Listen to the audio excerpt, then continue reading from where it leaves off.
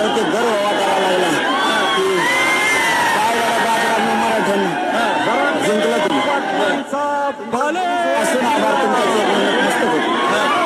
आतापर्यंत ज्या रॅल्या झाल्या एवढी गर्दी पाहायला भेटली नाही. आज जागा मध्ये शिरायला सुद्धा जागा नाही. काय कारण आहे? प्रत्येक जिल्ह्यात गर्दी झाली. फक्त एकमेकाची सडा उडणाऱ्या पर तोडले मराठ्यांची आम्ही जास्त करणार आम्ही जास्त खरंच मनापासून कौतुक माझ्या समाजाचा करतो. माझ्या समाजाला अशी काही हवा केली यांनी आता महाराष्ट्राची त्याबद्दल या मराठ्यांचे मनापासून आभार. त्याचं कारण असेल यांच्यावरती लय अन्याय मी विसरणार नाही. सरकारने जाणून बुजून जातीवादी करायला लावला. काही लोकांनी जातीवाद केला.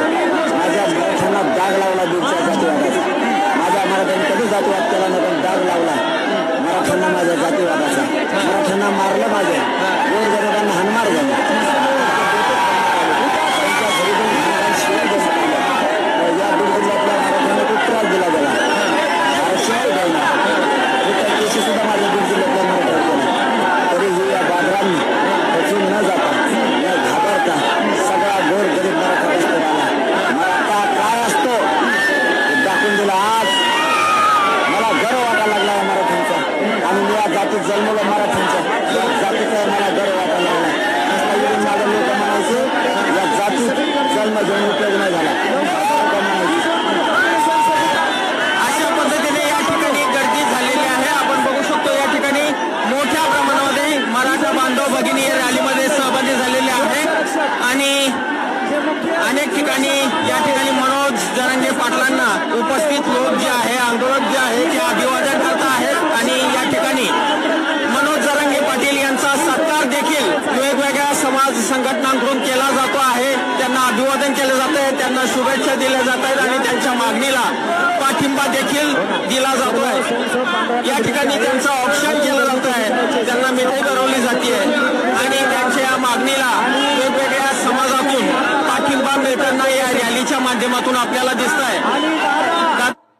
सगळे कान उघडे ठेवून ऐका. संघर्ष योद्धा मनोज दादा जरांगे पाटील 14 लाख मराठ्यांच्या उपस्थितीत माळीवेस मध्ये दादांची रॅली येऊन धडकलेली आहे. जोरदार टाळ्या. आणि आता सर्वांनी सिरियस घ्या प्लीज. मी जे सर्व सुरक्षा रक्षक आहेत ही डी झोन आता पूर्णपणे नंतर वेळ मिळणार नाही. सुरक्षा रक्षक बांधवांना विनंती आहे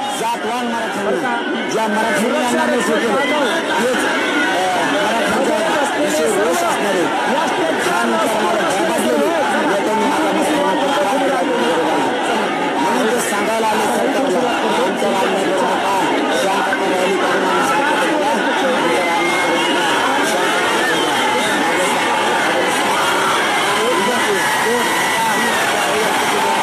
माझ्यासोबत आणि तुम्ही पटापट बाहेर सगळ्यांना चला. यांना घ्या बाहेर. चला चला चला लवकर हो. चला 5 जण तुमच्याकडे जबाबदारी आहे.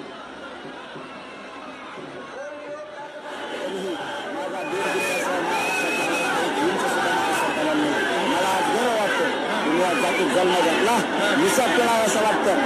इतका आनंद माझ्या मराठ्यांना कशाचीच आशा नाही.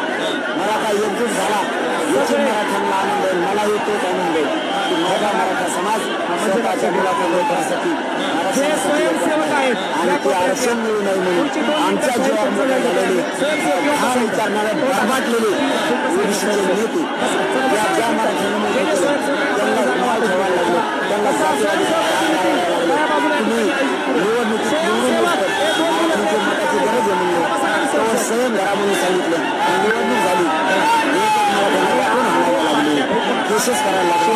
मी मराठ्यांना सांगतो शांत राहिलं शांत राहिलं. त्यांनी सांगितलं ना मतदान घेतलं संयम करा. मी मराठ्यांना सांगतो आता संयम करा. पुढची निवडणूक रपारप पाडून टाकू सगळे. तुमच्या अन्याय मराठ्यावर अन्याय झाला बदलायची विश्वास होणार. माझ्या मराठ्यांना गोरगरिबाला त्रास दिला त्याचा हिशोब होणार. तुम्ही निवडून येतो मराठ्याला गोड बोलले निवडून आले ते तुमचे रन दाखवायला लागले की जातीवादी तुम्ही दाखवायला लागला. अरे इतके जातीवादी मंत्री आणि नेते असून बरबाडलेले विचारायचे जातीवादाने, इतके बरबाडलेले विचारायचे खरड असली राहूच नाही. गोरगरीब बिचारे मराठी अन्याय करता, डोके फोडिता, त्यांच्या गावात गल्ल्यात जे शेत येतात तोफा वाजिता अरे निवडून येत असतं पडत असतं काय असतं काय त्रास देतात विनाकारण. ठीक आहे बघू. मी फक्त देवेंद्र फडणवीस साहेबाला सांगतो, या सगळ्या मुद्द्याला बरबाडलेल्या माणसाला वर देऊन घालू नका, तुम्हाला किंमत मोजावं लागेल. शिंदे साहेब तुम्हालाही सांगतो, आमचं ओबीसी आरक्षण कायदा सगळं चांगलं आमच्या वाक्याप्रमाणे तीनही गॅजेट लागू, तीनही नसता जर दोरी मराठीच्या हातातून एकदा सुटली, तुमचा सुपडा साफ करणार म्हणजे करणार मराठी राजकारण. काल तुम्ही अशा पद्धतीने मनोज जरांगे पाटील हे आपल्याला या आंदोलकांना अभिवादन करताना दिसत आहेत. दादा काल तुम्ही